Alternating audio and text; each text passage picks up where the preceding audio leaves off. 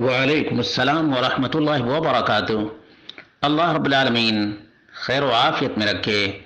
سوال واقعتاً بڑا ہی اہم ہے کہ ایک آدمی داعی ہے، دعوت کا کام کرتا ہے، لیکن فجر کی نماز کی اور عشاء کی نماز کی پابندی نہیں کرتا۔ اس سلسلے میں شرعاً کیا حکم ہے؟ اس کا جواب یہ ہے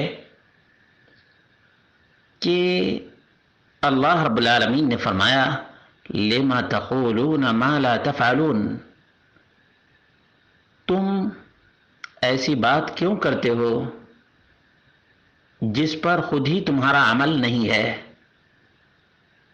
اسی طرح سے اللہ کے رسول صلی اللہ علیہ وسلم عمل کے ساتھ دعوت دیا کرتے تھے۔ نبی اکرم صلی اللہ علیہ وسلم عمل کے ساتھ دعوت دیا کرتے تھے، اور خاص طور سے فجر اور عشاء کی نماز تو منافقین کے لیے بہت ہی شاق اور دشوار ہے، اور بظاہر اس کو کتنا بھی احساس ہو کہ ہم دعوت کا کام کر رہے ہیں، لیکن بغیر عمل کی دعوت ایسے ہی ہے جیسے کٹی پتنگ، اس کی کوئی اساس نہیں اور نہ کوئی بنیاد ہے۔ یا ایسے آپ اس کو سمجھیں کہ ایک بالکل ہی چٹیل میدان ہے، بارش کا پانی آتا ہے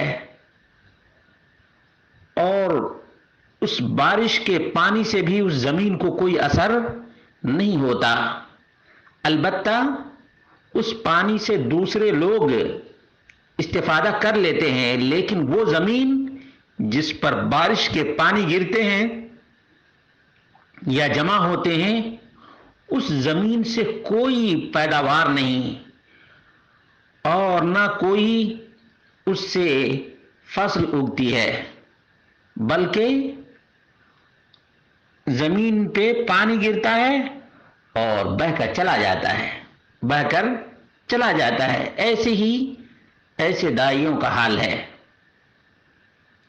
ایسے لوگوں کو اللہ رب العالمین سے ڈرنا چاہیے، اور بات کرنے سے پہلے اپنے گریبان میں جھانک کر دیکھنا چاہیے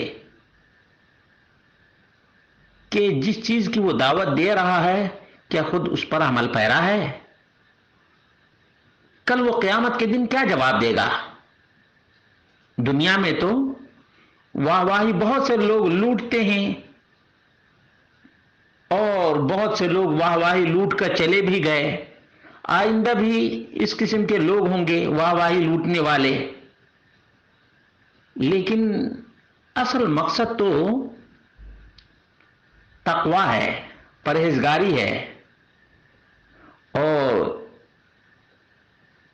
تقویٰ اور پرہیزگاری کے لیے چار بنیادی چیزیں ہیں۔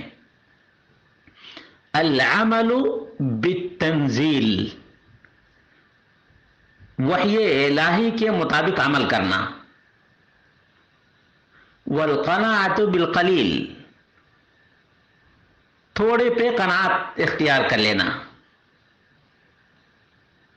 تھوڑے پہ قناعت اختیار کر لینا، اور آخرت کی تیاری کر لینا، والاعداد بالرحیل۔ تو یہ سب چیزیں ایک داعی کے اندر ہونی چاہیے، سب چیزیں ایک داعی کے اندر ہونی چاہیے، اور لوگوں کے پاس جو کچھ ہے اس کی چاہت نہ ہو، اس کی چاہت نہ ہو، بلکہ اللہ رب العالمین سے خیر کی امید کرے، اور اللہ رب العالمین سے ہر خیر کی امید رکھے۔ تو یہ بنیادی چیزیں ہیں، ان چیزوں کو اگر کوئی آدمی نہیں اپناتا ہے اور دعوت کے میدان میں نکل جاتا ہے تو دعوت کا اثر نہیں ہوتا ہے، دعوت کا اثر نہیں ہوتا ہے۔ بہرحال اللہ رب العالمین سے دعا کریں کہ اللہ رب العالمین ہم سب کو علم کے ساتھ عمل کی توفیق عطا فرمائے، کیونکہ اللہ کے رسول صلی اللہ علیہ وسلم کی دعا تھی